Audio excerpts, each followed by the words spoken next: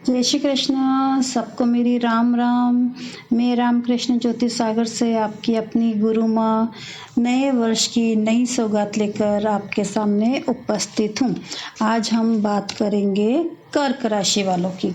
अभी तक हमने मिथुन राशि वालों तक की बात कर चुके हैं। अगर आपने नहीं देखा है मेरा पिछला वीडियो तो ज़रूर देख लीजिए और मेरे इस चैनल को सब्सक्राइब कर दीजिए और वीडियो पसंद आए तो अंत में लाइक भी ज़रूर कर दीजिए। हम बात करेंगे कर्क राशि वालों की। कर्क राशि यह राशि चक्र की चौथी राशि होती है।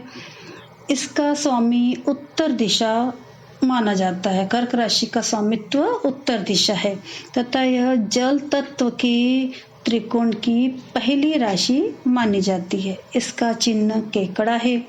यह चर राशि है। इसका विस्तार चक्र में 90 से 120 अंश यानी कि 90 से 120 अंश के अंदर पाया जाता है। इस राशि का स्वामी चंद्रमा होता है। कर्क राशि में मंगल ज्योतिष में नीच राशि का माना जाता है और गुरु यानी कि देवताओं के गुरु बृहस्पति इस राशि में उच्च के होते हैं। इस राशि के अंतर्गत आने वाले अगर हम नक्षत्र और चरण की बात करें तो इस राशि में पुनर्वसु का अंतिम चरण आएगा। पुष्य नक्षत्र के चारों चरण और अश्लेषा नक्षत्र के चारों चरण आते हैं। पुनर्वसु के जो प्रथम 3 चरण है वो मिथुन राशि के अंतिम भाग में आते हैं। इसके आगे ये कर्क राशि आ जाती है। पुनर्वसु नक्षत्र के स्वामी गुरु हैं और चंद्रमा उप स्वामी बनते हैं जो व्यक्ति को कल्पनाशील बनाते हैं। दूसरे चरण आ जाता है कर्क राशि में पुष्य नक्षत्र। पुष्य नक्षत्र का पहला चरण के मालिक हो गए शनि और सूर्य। इस चरण में इस नक्षत्र में जन्म लेने वाले जातक मानसिक रूप से अस्थिर रहते हैं क्योंकि यहाँ शनि सूर्य का युति दिखती है। जातक में अहम की भावना बढ़ाते हैं। कार्य अगर पिता के साथ ही जातक करते हैं तो ये अपने कार्यों के प्रति आज़ादी महसूस नहीं करते हैं। उन्हें लगता है कि वो जिंदगी में कुछ नहीं कर पाए। अपने कार्य करने की इच्छा में जोश नहीं आ पाता है। ऐसे व्यक्ति में जातक को परेशानी ही मिलती है और जिसके साथ वो मिलकर भी कार्य करेगा, करने की कोशिश भी करेगा तो उसमें भी वो बेकार हो जाता है क्योंकि सामने वाला भी उसकी संगति ऐसे ही मिलती है अधिकतर। नक्षत्र जो पुष्य नक्षत्र का दूसरा चरण है उसके मालिक हो गए शनि और बुध। ये दोनों मित्र कहलाते हैं। बुध बुद्धि का कारक ग्रह है ही। दोनों मिलकर कार्य करने के प्रति बुद्धि प्रदान करते हैं। जातक को होशियार बनाते हैं। भावनात्मक पहलू खत्म करके कि व्यवहारिक रूप में जातक को आगे बढ़ने की हिम्मत देते हैं। जातक गंभीरता पूर्वक अपने कार्यों को सोचता है, विचारता है और उसका व्यवहार भी एक गंभीर व्यक्तित्व जिसको कहते हैं ऐसा बन जाता है। पुष्य नक्षत्र का तीसरा चरण इसके मालिक फिर शनि और शुक्र हो गए। ये दोनों भी मित्र हैं। शनि जातक के पास धन और जायदाद देता है क्योंकि स्थिरता देता है। शनि एक गंभीरता पूर्ण ग्रह है और शुक्र उसे सजाने संवारने की कला देता है। शनि भोगों से दूर करता है तो शुक्र भोगों की तरफ ले जाता है। तो इस द्वंद्व में व्यक्ति का जीवन व्यतीत होता है। पुष्य नक्षत्र के चौथे चरण के मालिक शनि और मंगल आ गए। अब यहाँ जातक में इस नक्षत्र में जन्मे जातक में जायदाद और कार्यों के प्रति टेक्निकल रूप से बनाने और आगे काम चलाने में व्यक्ति को बहुत बुद्धि मिलती है क्योंकि यहाँ मंगल टेक्निकल ग्रह है। शनि दवाइयों का कारक है। मंगल डॉक्टर का कारक भी है तो चिकित्सा के क्षेत्र में भी ऐसे जातक जा सकते हैं। पुष्य नक्षत्र के जो अंतिम 4 चरण है वो अश्लेषा नक्षत्र में आते हैं जिसका स्वामी बुध होता है। तो पहले चरण की यदि बात करें तो बुध और गुरु बनता है इसका स्वामी। बुध वाणी का कारक है तो बोलना अच्छे से और गुरु मतलब बोलना अच्छे से मतलब है कि कॉन्फिडेंस व्यक्ति में होता है, हाजिर जवाब व्यक्ति होता है, किसी भी विषय पे बिना रुके वो बात कर सकता है। इसका मतलब ये अगर बुध अच्छा है कुंडली में, गुरु उपनक्षत्र है तो ज्ञान का कारक है गुरु, तो जातक उपदेशक बन जाते हैं, प्रवचनकर्ता बन जाते हैं, उनमें बहुत मतलब देवीय शक्ति एक तरह से आती है, मतलब इंट्यूशन पावर उनमें अधिक होती है। बुध और गुरु की युति जातक को धार्मिक बनाती है, धर्म के प्रति बहुत सम्मान रहता है ऐसे व्यक्तियों में। अश्लेषा नक्षत्र के दूसरे चरण में जिनका जन्म है उसका स्वामी हो गया बुध और शनि। इसमें जातक बुध एक गणित कैलकुलेटिव भी व्यक्ति कैलकुलेटिंग हो जाता है, आंकड़ों को मुंह जवानी याद करना। शनि लिखने का प्रभाव, काला रंग है, इंक है शनि। हर ग्रह को है ना, हर चीज से एक ग्रह से कहीं कारक निकलते हैं, कहीं चीजें निकलती है। तो अगर दूसरे चरण में जातक का जन्म है तो व्यक्ति यहाँ पर लिखने का प्रभाव रहेगा, आंकड़ों में, मतलब एक तरीके से बैंकिंग का कार्य हो गया, हाँ, लेखा जोखा आदि का कार्य बहुत अच्छे से कर सकता है ऐसा व्यक्ति। अश्लेषा नक्षत्र के तीसरे चरण में अगर किसी का जन्म है तो इसके स्वामी हो गए बुध और शनि। यहाँ पर भी अब यहाँ कंप्यूटर का भी व्यक्ति माहिर होगा, कंप्यूटर चलाने में, टेक्निकल लाइन में, प्रोग्रामर बनाने में सहायक हो जाता है ऐसा ग्रह व्यक्ति के लिए। जातक एस्टिमेट बनाने में भी कुशल हो जाता है। अंतिम चरण जो चौथा चरण है अश्लेषा का, अगर उसमें किसी व्यक्ति का जन्म है तो उसके मालिक हो गए बुध और गुरु। ऐसे व्यक्ति देश विदेश में घूमने और नई चीजों को खोजने में उत्साह रहता है, रिसर्च के क्षेत्र में ऐसे व्यक्ति चले जाते हैं। अब हम बात करते हैं, ये तो हो गई नक्षत्र की, हम उनके कुछ और पहलुओं पर विचार करते हैं। जैसे लव लाइफ कर्क राशि वाले जातकों की कैसी रहेगी, कैसी रहती है अधिकतर। अभी हम राशि पर बात कर रहे हैं, उसके बाद हम वर्ष 2022 कैसा रहने वाला है उस पर भी अलग अलग पहलुओं पर विचार करेंगे। प्रेम के मामलों में कर्क राशि वाले विचारों से, अपने प्रेम से चिपके रहते हैं। उनकी प्रबल भावना, मतलब फोकस अपने जीवन साथी, अपने पार्टनर पर ही होता है। यह भावना उन्हें एकाग्रता और धैर्य के गुण प्रदान भी करती है। कहीं किसी मामले में उनका मूड वैसे बदलते देर नहीं लगती है। इनके अंदर अपार कल्पना शक्ति तो होती ही है, स्मरण शक्ति भी बहुत तेज होती है। अतीत का उनके लिए भारी महत्व होता है ऐसे जातकों पर। कर्क राशि वाले जातक अपने परिवार में, विशेषकर पत्नी, बच्चे, है ना, या पति, बच्चे, उनके प्रति बहुत मोह रहता है। उनके बिना वो रह नहीं सकते। परिवार का बहुत महत्व ये अपने जीवन में मानते हैं और अपनी इच्छाओं से ज़्यादा परिवार की इच्छाओं को महत्व देते हैं। उनके लिए सब कुछ करने को तैयार हो जाते हैं। इनके ऊपर किसी प्रकार का अंकुश या आप दबाव नहीं डाल सकते हैं, क्योंकि ये सहन नहीं कर सकते हैं। अधिकतर ऐसे लोग ऊंचे पदों पर रहते हैं जहाँ पर इनको नाम, यश काफ़ी मिलता है। ऐसे व्यक्ति जो कर्क राशि में है, कर्क लग्न में है, ऐसे व्यक्ति कलाकार, लेखक, संगीतज्ञ और नाटककार भी देखने को मिलते हैं। कुछ व्यापारी या कुछ उत्तम मनोविश्लेषक भी बनते हैं। अपनी गुप्त विद्याओं, धर्म या किसी असाधारण जीवन दर्शन में भी गहरी दिलचस्पी लेते हैं, क्योंकि यह जल तत्व की और गूढ़ विद्याओं की जो 4, 8, 12 राशियां होती है, उनकी ये 4 नंबर राशि पहली होती है। तो इस प्रकार के गुण भी इस राशि में अवश्य ही आते हैं। अब इनको अगर कार्य को देखें इनके, तो दवाओं का कार्य, किसी द्रव्य, लिक्विड का सामान का आयात निर्यात, अन्वेषण का काम, किसी प्रकार की खोज, पीएचडी कर लेते हैं ऐसे लोग। भूमि या खदानों का विकास, उसके इंजीनियर बनना या रेस्टोरेंट में काम करना, जैसे मैनेजमेंट हो गया या जो भी इस फील्ड में जल से प्राप्त होने वाली वस्तुएं और इसमें फ्रूट जूस वगैरह भी आ जाते हैं, लिक्विड पदार्थ। कर्क राशि जल तत्व है, तो इस तरह के दूध से बने पदार्थों का काम, इसमें वो जन उपयोगी बड़ी बड़ी कंपनियों में काम धन लगा भी सकते हैं और इन कंपनियों में काम करके अपने आप अपना लाभ भी पा सकते हैं। तो ऐसे व्यक्तियों के लिए फायदेमंद रहेगा।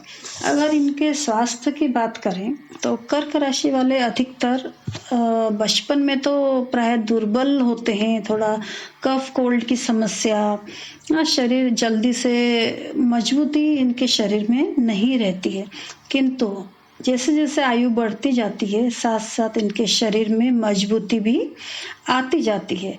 क्योंकि वैसे देखा जाए तो कर्क काल पुरुष की चतुर्थ राशि है, तो हमारे जो शरीर है उसके वक्ष स्थल और कुछ पेट का प्रतिनिधित्व ये राशि करती है। तो ऐसे जातकों को अधिकतर अपने पेट का ध्यान रखना चाहिए, जिससे ये बीमार न पड़े और इनका शरीर स्वस्थ रह सके। तो कुल मिला के कर्क राशि वाले का हमने देखा, ये इमोशनल होते हैं, ये कल्पनाशील होते हैं, ये कलाकार होते हैं, हाँ, ये दबाव में रहना पसंद नहीं करते हैं और प्रेम यानी कि लव लाइफ इनकी अच्छी होती है, अपने परिवार को बहुत प्रेम करने वाले होते हैं। तो कुल मिला के ये बहुत अच्छे नेचर के, अच्छे स्वभाव के ऐसे व्यक्ति होते हैं। चलिए अब हम जान लेते हैं कर्क राशि वाले आप लोगों का 2022वां नया साल कैसे बीतेगा, क्या क्या चुनौतियां आएंगी, हम जान लेते हैं। जैसे आरंभ में कर्क राशि वालों के लिए नए साल के आरंभ में चुनौतीपूर्ण रहेगा, हालांकि कुछ समय बाद स्थितियों में सुधार होगा। इस साल आपको यात्राएं कुछ ज़्यादा ही करनी पड़ेगी। जनवरी और फरवरी में स्वास्थ्य का विशेष तौर पर ध्यान रखने की ज़रूरत है। खान पान पर नियंत्रण आपको करना होगा। अच्छी जीवन शैली से तन और मन दोनों प्रसन्न रहेंगे। अप्रैल के महीने में जब बृहस्पति का नवम भाव में गोचर आपको घर और करियर के विकास पर केंद्रित रखेगा। इस महीने आप जो सबसे अच्छा उपाय कर सकते हैं वह यही है कि अपनी व्यस्त दिनचर्या में से कुछ समय निकालकर अपने तनाव को दूर करने की कोशिश करें, तो ही आप खुश और तनाव मुक्त रह सकते हैं। नौकरी पेशा लोगों के लिए कुछ बदलाव हो सकते हैं, नई नौकरी भी मिल सकती है। वर्ष के तीसरे और चौथे महीने तथा अंतिम 3 महीने आपके लिए बहुत अच्छे रहने वाले हैं। नए व्यापार भी शुरू हो सकते हैं।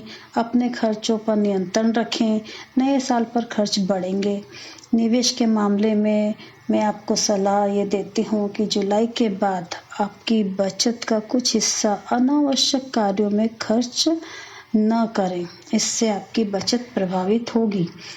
विद्यार्थियों के लिए इस वर्ष कड़ी मेहनत करने की आवश्यकता है। वैसे तो विद्यार्थियों को हमेशा ही मेहनत करनी चाहिए, तभी वो अच्छे नंबर पा सकते हैं, आगे बढ़ सकते हैं। पर इस वर्ष थोड़ा राहु की स्थिति कर्क राशि वालों के लिए दिक्कत दे सकती है, इसलिए कड़ी मेहनत करनी होगी। आप किसी कार्य या अनुसंधान में रुचि लेंगे, शोध के अच्छे परिणाम भी आपको मिल सकते हैं।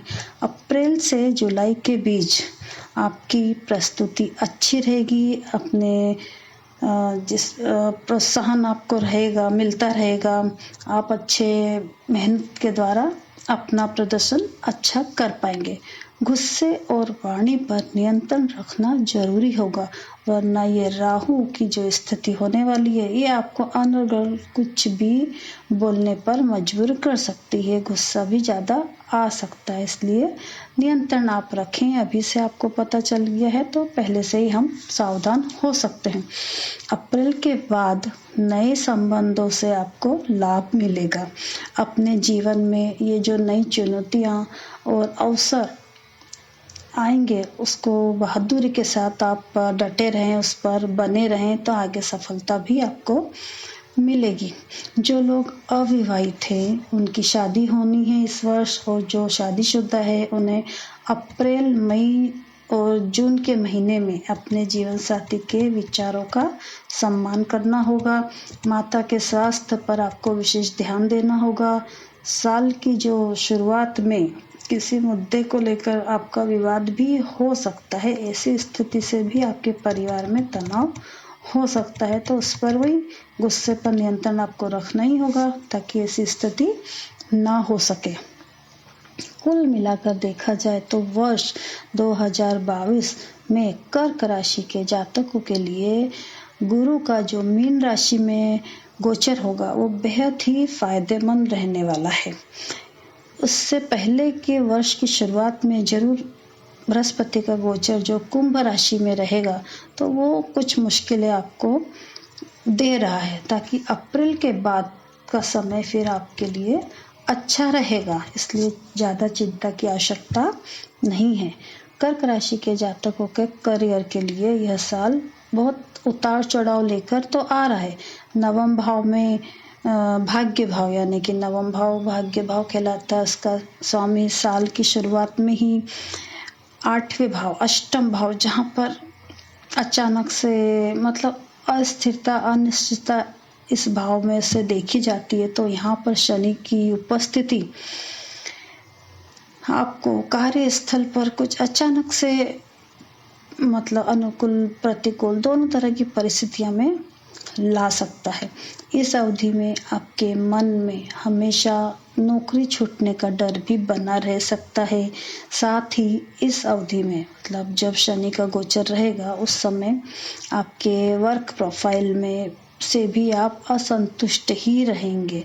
देखा जाए तो इस बात की आशंका भी है कि साल के शुरुआत के जो अप्रैल तक का जो टाइम है, जनवरी से अप्रैल के बीच आप जो वर्तमान नौकरी है उसे आप छोड़ भी सकते हैं। अप्रैल महीने के बाद कर्क राशि के कर्मचारी जो हैं वे बेहतर समय रहने की संभावना है उनके लिए। जो लोग नई नौकरी की तलाश कर रहे हैं उन्हें इस समय अच्छे प्रस्ताव मिल सकते हैं। वे जातक जो साझेदारी पार्टनरशिप में जो व्यवसाय करते हैं उनको पार्टनरशिप के कार्यों में लाभ यहाँ पर होता हुआ दिखाई दे रहा है। शनि साझेदारी के भाव में है, अष्टम भाव में गोचर करेगा तो कुछ दिक्कतें तो देगा, लेकिन फिर भी कुल मिला के अच्छा ही आपका रिजल्ट मिलेगा। कहते हैं ना, अंत भला तो सब भला, तो वही स्थिति आपकी रहेगी। शुरुआत में बहुत मुश्किलें, उतार चढ़ाव ये सब रहेंगे। ऐसे जातक जो स्टील या पेट्रोल उद्योग से जुड़े हैं उनके लिए यह बाकी लोगों की तुलना से बेहतर रहने वाला है। इस वर्ष का अंत उन लोगों के लिए भी अच्छा रहने की संभावना है जो शिक्षण, व्यवसाय, वकालत या चिकित्सा के क्षेत्र में जुड़े हैं, और यह अवधि उन लोगों को भी सफलता दिला सकती है जो गैर सरकारी संगठन, मिठाई की दुकानें और खाद्य उद्योग से जुड़े अन्य व्यवसाय चला रहे हैं। यह समय उन फ्रेशर के लिए भी अनुकूल साबित हो सकता है जो अपने शौक और रुचि को अपने पेशे के रूप में आगे बढ़ाना चाहते हैं। मतलब कुल मिला के आप सभी के लिए ये वर्ष बहुत अच्छा रहने वाला है जो इस फील्ड से जुड़े हैं। अब हम अगर लव लाइफ की बात करें तो वर्ष की शुरुआत में ही आपके प्रेम संबंधों के लिए बेहतरीन साबित होने वाली है, क्योंकि इस समय आपको रोमांस के भरपूर मौके मिलेंगे। इस दौरान आप खुद को किसी के प्यार में डूबा हुआ पाएंगे। जनवरी से मार्च के बीच आप अपने पार्टनर को प्रपोज भी कर सकते हैं, जिसमें सफलता पाने के लिए प्रबल योग बन रहे हैं। अप्रैल, मई और जून के महीने का यह समय आपकी उम्मीदों से थोड़ा कमज़ोर रह सकता है। इस वजह से आपको अपने विचारों को अपने जीवन साथी तक पहुंचाने में दिक्कतों का सामना करना पड़ सकता है, और आपके जीवन साथी को भी ऐसी समस्याओं का सामना करना पड़ सकता है जो कि गलतफहमियां भी पैदा कर सकता है। आपको मेरी एक सलाह है कि आप आपसी बातचीत और विश्वास के माध्यम से अपने रिश्ते को मजबूत बनाने का प्रयास जरूर करें। गलतफहमियों को बीच में न आने दें। साल के आखिरी महीने आपकी लव लाइफ के लिए खास होंगे। इस दौरान हर चीज में लव पार्टनर का भरपूर साथ मिलेगा। प्रेम संबंधों में स्थिरता आएगी। जो जातक लव रिलेशन में रह रहे थे वे शादी के बंधन में बंध सकते हैं। कर्क राशि वालों के लिए नया साल कई तरह से अच्छा होने वाला है। कुल मिला के राहु का जो 11वें भाव में गोचर है, इसकी स्थिति से अचानक से लाभ आपको मिल सकता है। राहु क्या करता है, हमेशा अचानक से घटना देगा। शुभ भी घटना अचानक देगा, अशुभ घटना भी अचानक देगा। और 11वें भाव का राहु बहुत अच्छे रिजल्ट देता है। अगर आपकी खुद की पर्सनल कुंडली में भी राहु की स्थिति अच्छी है, दशा अच्छी चल रही है, तो इस समय आपको अचानक से लाभ अर्जित निश्चित तौर पर हो सकते हैं, जिसकी वजह से आप इस अवधि में लंबे समय से चले आ रहे कर्ज को चुकाने में सफल हो जाएंगे। साल के अंतिम 6 महीने के दौरान आपकी आर्थिक स्थिति में सुधार की संभावना भी है और गुरु के गोचर की वजह से आपकी आय में वृद्धि हो सकती है, जिसकी वजह से आप मनोवांछित रूप से धन संचय करने में सफल रह सकते हैं। बच्चों की पढ़ाई, समाज सेवा और मांगलिक कार्यों पर धन खर्च करना पड़ सकता है। 11वें भाव में राहु की उपस्थिति का मतलब ही है कि मनचाही बचत अवश्य होगी। इस साल आपको अपनी वित्तीय स्थिति में सुधार के लिए अच्छी तरह से काम करना चाहिए। कर्क राशि के जातकों को शुभ पारिवारिक आयोजनों पर कुछ खर्च करना पड़ सकता है, या किसी बड़े निवेश को करने के लिए भी ये समय अनुकूल है। इस समय निवेश के लिए तो अनुकूल है ही, साथ में अप्रैल माह के बाद नौकरी कर रहे जातकों का वेतन में वृद्धि, जैसे प्रमोशन आदि होना, और व्यवसाय कर रहे जातकों को भी आश्चर्यजनक रूप से लाभ की संभावना यहाँ पर मुझे दिखाई दे रही है। इस दौरान आप रत्न और आभूषण प्राप्त कर सकते हैं। चौथे भाव में राहु की दृष्टि रहेगी और 10वें भाव में केतु रहेगा, तो आर्थिक लाभ की ओर इशारा तो कर रहा है, लेकिन आपको यह सलाह मैं देती हूँ कि किसी भी संपत्ति के लिए निवेश करने में जल्दबाजी आप न करें, क्योंकि कानूनी समस्याएं होने की भी आशंका है। इसके बाद सितंबर से नवंबर माह के बीच आपके खर्चों में वृद्धि हो सकती है, जिससे आपका मानसिक तनाव भी बढ़ सकता है। वैसे खर्च तो वही व्यक्ति कर सकता है ना जिसके पास पैसा होगा, तो चिंता की कोई बात नहीं, पैसा आएगा तो आप खर्च भी करेंगे। तो सोच समझ कर खर्च करें बस, तो तनाव की स्थिति से बचे रहेंगे। फिर भी यदि कोई समस्या है, कोई परेशानी है, तो कुछ एक उपाय अपनी राशि का, अपने ग्रह का, अपने लग्न का, अपने मुख्य ग्रह का, अपने इष्ट का ध्यान करें, उपाय करेंगे तो ये समस्याएं आपको परेशान नहीं करेगी। अब कर्क राशि वालों के लिए मंगल योग कारक ग्रह कहलाता है। केंद्र और त्रिकोण का स्वामी बनता है और गुरु भाग्येश बनता है। तो आपको हमेशा हनुमान जी और शिव जी की आराधना करते रहना चाहिए। अधिक समस्या हो तो कुंडली दिखाकर एक मूंगा या पुखराज धारण कर सकते हैं। मच्छीमणि को तो बिना कुंडली दिखाए कोई भी राशि वाले धारण कर सकते हैं, इसलिए ये आप मंगा लीजिए। अगर कुंडली नहीं है आपके पास तो मच्छीमणि से भी आपकी समस्याएं बहुत हद तक कम हो सकती है।